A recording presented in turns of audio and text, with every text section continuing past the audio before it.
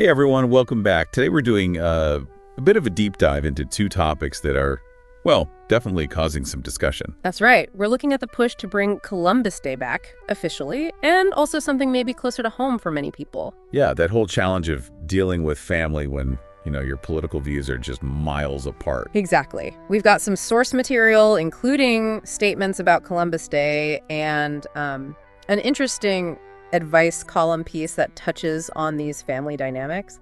Okay, so let's start with Columbus Day. There have been some pretty strong statements, specifically mentioning bringing it back from the ashes almost. Right. And criticizing attempts framed as democratic efforts to, quote, destroy Christopher Columbus. The goal stated is reinstatement, same rules, dates, everything. It really puts the core conflict front and center, doesn't it? The very different ways people see Columbus and his legacy.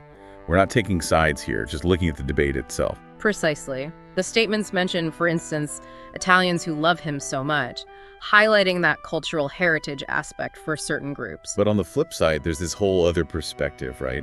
About the impact on indigenous peoples. Absolutely, and that's where the clash comes in. It's a historical figure viewed through completely different lenses, leading to this debate about national recognition.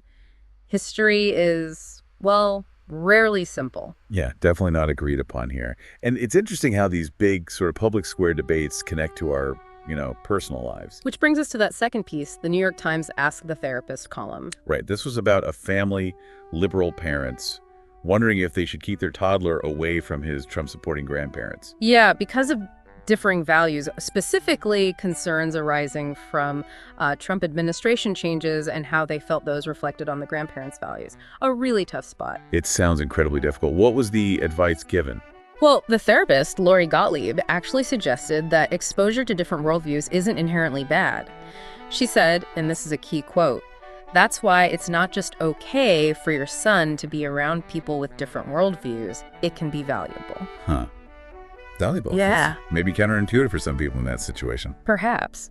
But her point was also about what the husband might be modeling by, completely barring contact. Like, creating this divide might send its own message. Ah, okay. That maybe the child would question that decision later on. Exactly. And she also gave some very practical advice, which I think is helpful. It was. Basically setting ground rules. Having a conversation beforehand. Something like, look, we love seeing you, love you spending time with our son. Politics is tricky for us, so let's just agree to not go there during visits, keep things pleasant.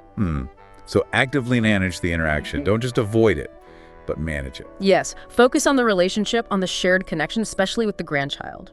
That makes sense. It kind of links to other discussions we've seen, right? Like in those ethicist columns. The idea that people are hopefully more than just their political affiliation. Yeah, exactly. One touched on that, and another even discussed whether leaving the country after an election is the right move.